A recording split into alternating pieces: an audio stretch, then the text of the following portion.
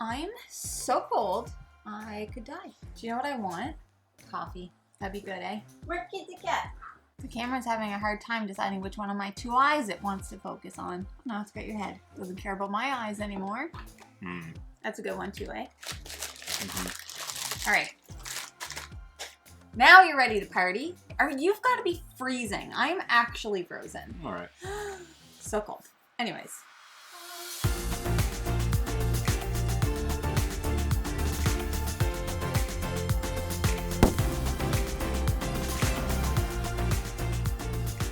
Hello everyone and welcome back to Foster the Meeple, a channel all about board games and Sour Patch Kids. Exactly. And you want to know why it's about Sour Patch Kids? Because you can't have a party without Sour Patch Kids. I wouldn't want to go. That's personally me. Don't sign me up. Not for that party. That's fair. That's no fun. We are here today to talk about a specific kind of party. A work party. Many of us work. It is what it is. That's part of life. None of us want to. None of us want to, but most of us have to. So I wanted to suggest some games, or we wanted to suggest, and specifically say me, because I'm just here. I have recently, over the past year or 2 years, I've hosted a bunch of game nights at my workplace. So I wanted to share with you some of the games that have worked with my team, and then also some suggestions that I think I haven't tried yet, but I'm planning on trying, that I think would really work. I go play games with like my boss and a colleague. We usually go as like a small group, but like the more and more I uncover, like I just found another board gamer who I didn't know played board games, and then I actually had someone reach out who is actually in the Discord and like watches our videos that actually works at my company, which was really, really cool. I feel like we're all just here and we're all in our own little bubbles. Yeah. And no one talks about it. I have found that hosting a game night at my work is a great, great way at getting people into the hobby. Because after I've played some of these games with them, they have immediately said, I need to go get this game. I love this game. Can't believe I've never heard of it. And then you just kind of like inch them closer to heavier and heavier games. That's how we got to get better at getting non-board gamers knowing about the hobby. Our hobby is terrible at marketing itself to people outside of the hobby. Yeah. Once you get in, yeah. You're golden. You're golden. All right, so the first game that I would like to recommend, and I'm sure that you would agree with this one because we've played it with multiple different people, and that is Deception Murder in Hong Kong. Now, I knew this was going to be your first mention. This game plays with up to 12 people, and I have played it at work with a full 12. Basically, in this game, you have one person that is considered to be like an investigator, a PI, or a detective, or like a helper. And one person around the table is a murderer. Everybody draws cards at the beginning. One of them will say guilty or murderer. You're the murderer. You're the murderer, whatever it is. So then everybody closes their eyes, and then the person who is the investigator says, murderer, open your eyes. You lock eyes, and then you are responsible for remembering what they have, like their weapon and one other thing that they pick out. And then you have to try and get everybody else to guess who the murderer is based on different clues that kind of come up. Very abstract. Very abstract clues. And then as a group, everybody is number one, defending themselves. It's not me and here's why. Or number two, accusing somebody, here's why I think it's this person.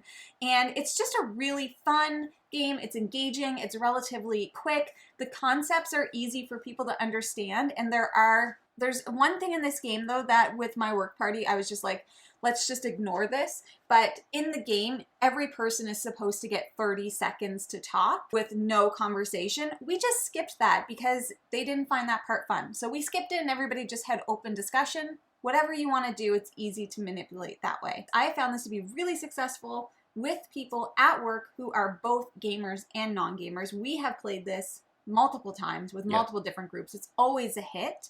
And it can play with up to 12 people. And there's not a lot of games that you can play in that big of a group that isn't just like charades or something. Like it's an actual board game. Yeah. It's also interesting because the clues that come up are so abstract that sometimes like the clues just do not pertain to anything you've chosen. And it's so hard for the, again, I can't remember what it's called, but like the detective to like set out clues that make sense. Yeah. And you can't talk and tell them like any of this stuff is happening. Yeah, it's really good. Super fun. Fun Facts is another one that I have played with the group. This is one of the most perfect games for an icebreaker within a group. Mm-hmm. Now, it only plays up to 8. However, if you have a couple little whiteboards laying around, yeah, you can play this with as many people as you want. As many people as you can find little whiteboards for. Yeah. So essentially in this game, somebody is going to pull up a card. There's going to be a prompt on that card where you are going to need to write down a number. On a scale of 1 to 100, how important is sleep to you? One might be, how many countries have you been to? How many continents have you stepped foot on? I pulled this out when we had 2 new hires starting, and we did like a little get to know you with just their team, and it went over so well. There were 8 of us. Mm-hmm. I actually, including me, there were 9. So as the host, I just read the prompts and had everybody write. The best part about this game is the discussion that comes Agreed. after. Yeah. One of the ones that we had was, how many continents have you stepped foot on? So somebody wrote like 6, and then that dives into the story. Okay, well, tell us, like, where have you been, and like, why have you traveled so much, and all of that stuff. So excellent icebreaker game. You can play this with literally anyone.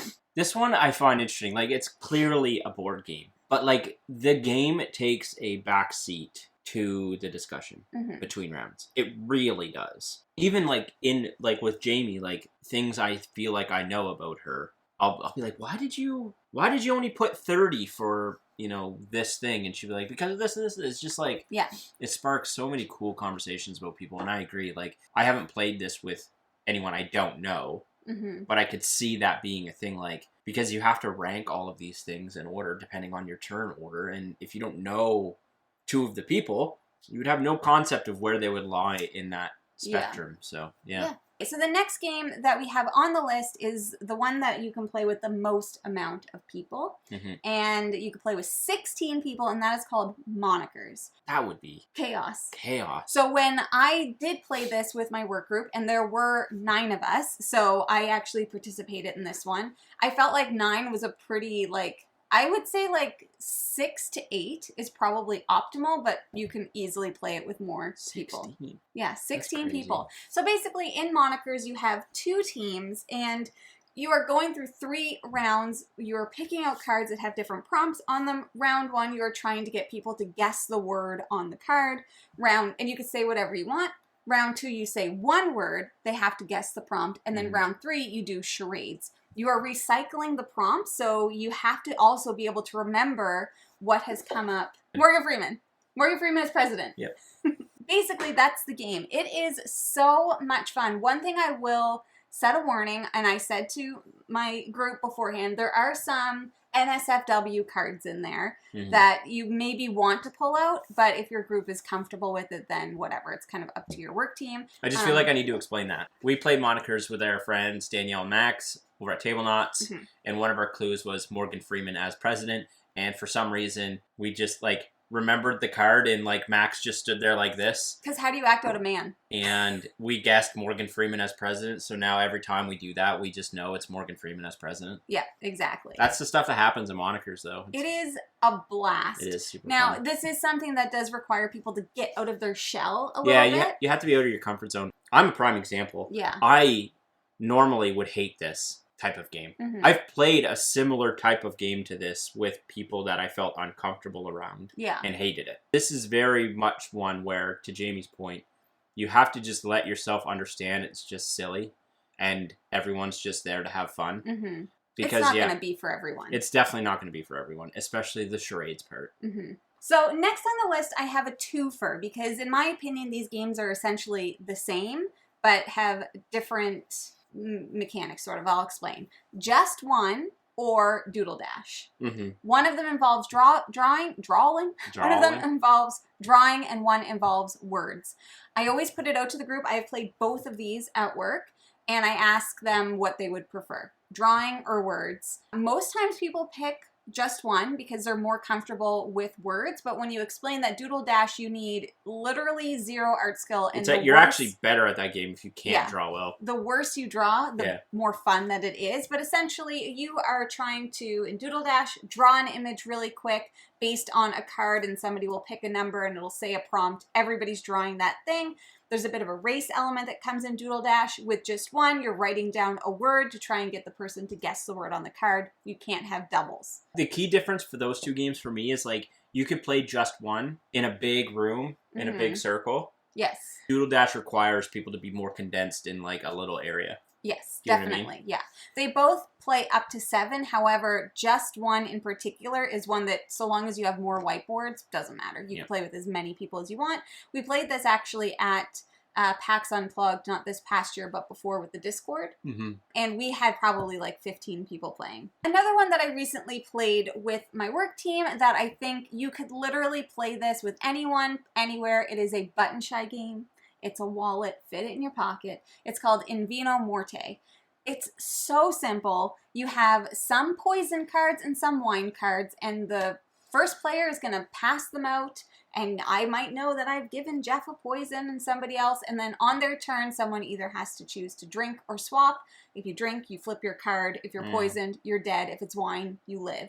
You are trying to be the last person to survive round over round. We had so much fun. This is an excellent filler game. I want to try that. Yeah, really cool. We played it while we were waiting for our pizza to get there because we needed something really quick. You can actually, like, you give yourself a card. So, like, I gave myself a poison card as an example. So somebody swapped with me. So like, oh, she's not going to poison herself. And then they ended up dying and I ended up living. It's silly fun. It's a $12 18 card game. It's great. Yeah, that sounds really cool. The next one is Disimilo. Disimilo you can play with up to 8 people as well, but once again, you could probably play this with more. And basically with Disimilo, you have one person who's trying to get everybody to guess what the thing is in the grid of the table. There's a grid of cards that have different characters on them. So there's a bunch of different themes. These games. Yeah. I've played it Disimilo Spookies with my work team, and they really enjoyed it. So basically, let's say the character was a werewolf. I am putting out different cards in either like vertical or horizontal orientation to let the team know, okay, the card that you're looking for is similar to this, or it's dissimilar to this.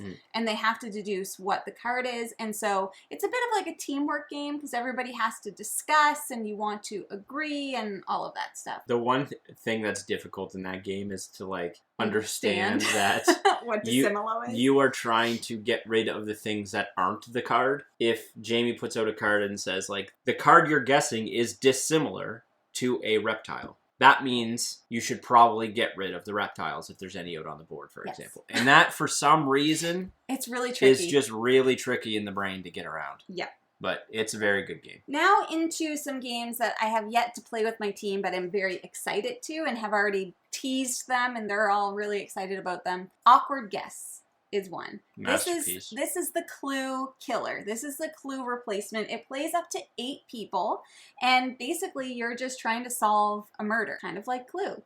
But the fun part about this game is that you're passing different clues between each other, and I don't know, it's kind of like a bit more of like an adult version. It's just more robust. There's more game to it. You have to figure out which paths they've walked in. Like, they went to this room and maybe they grabbed this weapon, and what was the motive? Like, not only is it just like where, with what kind of deal, it's like, well, why did they choose to kill? Did they have an accomplice? Did they have an accomplice? Like, all of these different things. It's so good. And like, you need to remember like who you've traded clue cards with, because like you could trade with me and then 2 rounds later you could be like, oh, I'm looking for this, and I'll be like, yeah, I have 2 clues I can give you, and they're the clues you already gave me. Sucker. So it's just like, yeah, it's so good. I do think your group would need to have already played some board games before I think throwing this them one into isn't this. quite as intro as some of the other ones, for sure. If there are people who enjoy Clue, because there are certain like old school board games that people love, Clue being one of them. If they've played Clue, this may be a really good one to show them. This is one of the best games ever. It might be one of the best like to play big group intro games, for sure. This says you can only play with up to 10. You could probably do more, but you probably wouldn't want to. I think it'd just be difficult with like the space around this. Yeah, that is Tapple. Yeah. This game is just outrageous. It is like a toy, basically. It sits in the middle of the table, and it's got letters on it, but not all 26 letters. Nope. And there's a hand button, and it's going to give you a prompt. Things in space. So now, if it's your turn... Asteroid. And you hit the A. Yeah. And then I might say Jupiter, and I might hit the J. And you just go back and forth. Kepler. Exactly. You just keep going. And if you're playing... And then you have to hit the timer. Yes. And if you're playing in a group, then you would be on teams. So it'd be like my team, and then Jeff would be on the opposite team. So you kind of spread yourselves out. I literally cannot wait to play. I put it in my book bag because we had a big meeting the other day, but everybody got back to work too quickly, so we didn't get to play it. I think you could play this with anyone, work party, family party, whatever, couple. Family party. Doesn't matter. And there's really endless opportunity in this game. Like, you can make your own prompts. Yeah, exactly. Like, there's a stack of prompts you can use, but you could make up anything. Yeah, we've done board games many times, and it's so good. And it's just a timer. It's just a timer with letters. Yeah. But it's very satisfying to do. I don't know. There's something about it. Next up, I have a suggestion, which I think would work really well for Jeff's team, just due to the industry that you work in. But I'm going to give you two. If you know people who like to gamble, who like to bet, Ready, Set, Bet or Camel Up. I think Ready, Set, Bet is probably your better option for people to understand, because literally in Ready, Set, Bet, it's a horse race and you're just throwing down bets. You're just betting on a horse race. Easy peasy lemon squeezy. It gets people really hyped up. If they're into it now, of course, like, you might need to have a bit more of like an excitable team. Definitely. Because the energy in the room is what makes this game Or good. you need at least 2 or 3 people that are going to like spark that and bring that out of people. The other one is Camel Up, which I know from people in our Discord that there are certain people that play this at lunchtime with their work. And once again, it's another one where you need to bring the energy. You need to yell Camel Up. And it's a camel racing game, but it is extremely silly. So I feel like people enjoy it for that Might silliness. be the most traditional board game of... Maybe outside of Awkward Guests, I think that one also would be more traditional board gamey feel. Yeah. Like there's a board, there's cards, there's meeples that you need to move around, but yeah. But one of those, if you know people who like to bet on stuff. I do think Ready, Set, Bet would be a big hit with My Little Pod, for sure. I 100% agree. The next one is a game that I played at Dice Tower West, and you actually set this one out, but I think this would work so well for a work party, and that is called French Toast. I remember it. Yeah, I haven't played it, but I remember you playing it. So basically, you have something in your mind, and you are trying to get everybody to guess what that is. So people will say, is it closer to a glass of water or closer to French toast? And so someone might say French toast, if it's food, as an example, or if it's square, or if it's... Yeah, I would suck at that game. But, like, and you just keep, everybody sucks at the game. That's why it's so funny. You just keep going around and around, and then you'll go off on these big tangents. Like, is it closer to a spoon, or is it closer to a car? And people might be like, spoon? Because, like, maybe it has nothing to do with metal. Anyways, it is definitely one that you can play with a huge group. I think we had, like, 15 people playing it. There was a lot of you, yeah. It was a lot of fun, and I think this would go over really well at a work party, because... anybody can play it, really. You don't need to have board game knowledge or whatever. Green team wins. Yeah. I'm dying to get a copy of this because I know for a fact that my work team would absolutely love this game. That is one I think my team would also really like. Yes, because in Green Team Wins, you want to be on the green team. How do you be on the green team? Herd mentality, basically, which is another game, not this game. But there's a prompt, and everybody has to write down what they think the most popular answer would be. Not necessarily what they would answer. And then if you... what the group is going to answer. And then if you are part of the majority, awesome. You get to be on the green team. If you're not, you go to the orange team. And it sucks on the orange team because you're a loser over there and you want to get back on the green team. We are actually playing this at the Foster the Gameathon, 24-hour, all-you-can-play board gameathon with Monique and Naveen from Before You Play and Tyler and Ilya from Cavre. If you haven't signed up for the Gameathon yet, you definitely should. All the information's below. Come and join us this Saturday. Jeff is not sleeping. It's going to be wild. I didn't realize it was this Saturday. I took Friday off. I'm jazzed. I'm ready to go. Maybe we'll play Tapple. I'm going to have to get some supplies. Tapple will be a good one. Pop you up in the morning. Because I want to try and do 24 hours. 24 hours. I'm doing it. Like, I'm going to have to take a nap every once in a while. But probably, yeah. 2 left that I want to talk about really quickly. One of them is Medium. Medium plays with 8 people. And this is a good game to play with your team. Maybe not company-wide, but if you want to see Are we on the same page? Mm-hmm. So basically one person will lay down. Did you wake me up? Did you rub my lamp? Did you bring me here? One person's going to lay out a card that might say, Jeff and I did this one, slippers. And then Jeff might lay a card that he's like, I know that we can connect these two words. And he put down blue. Forget about that. Then we go 1, 2, 3, Cinderella. And we crushed it. Now, it rarely goes that well. But that's basically the game. You're trying to like get into the head of the person next to you and connect the two words. If you don't get it, then you try with the two words that you said, and then you try with the two words that you said, and if you still don't get it, then that's tough. But I do think that this would go over really well in smaller teams. Agreed. This is one if like you already have a pretty good cohesive unit, mm-hmm. and you're just trying to like work on your communication. Yeah, take it to that next little level. Yeah. And then the last one is wavelength, and I just think this one would play really, really well. I told my team about it; they were really excited, but we ran out of time. And essentially, this is just like a hot or cold game. It's like, hey, here's a prompt that I have. And here is the scale. Like, basically, it's a scale. So hot or cold could be good. So you're spinning this thing, and if it's cold, but let's say this is warm, and you have to get somebody to guess, here, that's cold. It's not extremely cold. What is that cold? I might say an ice cap. Only the Canadians would understand what I meant. I mean, ice cap, the drink from Tim Hortons. Yeah. Or like, like an iced coffee. Yeah, an or iced like, coffee. You know. Cold brew. Yeah. But it's not as cold as an iceberg. Yeah. Right? So anyway. But it's all up to the group to determine that. Like, you could say that prompt. Like, you could say iced coffee. But, like, the group might be like, oh, that's very cold. Exactly. And they're trying to, like, turn the dial into the right area. It's like a spectrum. Yeah. And you play on 2 teams, and then you're just, like, everything plays in the box, so it's easy to, like, transport. The box is the game. It just, like, opens and... Yeah. Those are some suggestions for work party games. It's just been something that's been on my mind a lot because I've been hosting some game nights. Jamie's in HR. I'm in HR. I'm responsible Probably for fun. Worth mentioning. You know? I'm the fun police, but in the opposite way. I want the fun. Bring the fun. The cheerleader. The cheerleader, some may say. Anyways, if you are looking for some good games to play with your team, these are a great place to start. And yeah, just basically ask around. Ask your people. Do you play games? Do you want to play games? What kind of games do you like? And if they say Clue... There's more board gamers out there than I think any of us even realize. So many more. Even there's so many people that are just so adjacent to the hobby, like all of the RPG people, like the tabletop RPG people, who I have brought into like our game nights and stuff. And yeah, I mean, there's a ton of role-playing games that you could play too. Jeez. That'd be a whole other video. Those are some suggestions. I'd love to know down below any board games that you have played with your work party that you have found success with, because it's something that I'm going to continue doing with my group. That's all we have for today. If you're interested in buying board games, like any of the many that we mentioned today, you should first start by checking your friendly local gaming store. And for us, that is... The Boardroom Game Cafe.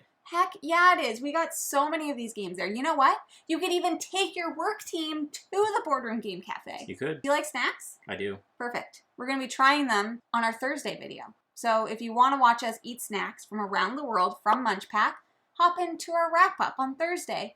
And once again, don't forget about the Foster the Game-a-thon board game-a-thon happening on Saturday, 24 hours. All the fun special guests. It's going to be great. We're going to have giveaways. It's wild. That's all we have for today. Thank you so much for watching. If you like what you see, please subscribe. We hope to see you again soon. Now we say goodbye. Goodbye. Later days. See what we did there? We mixed it up. We mixed it up.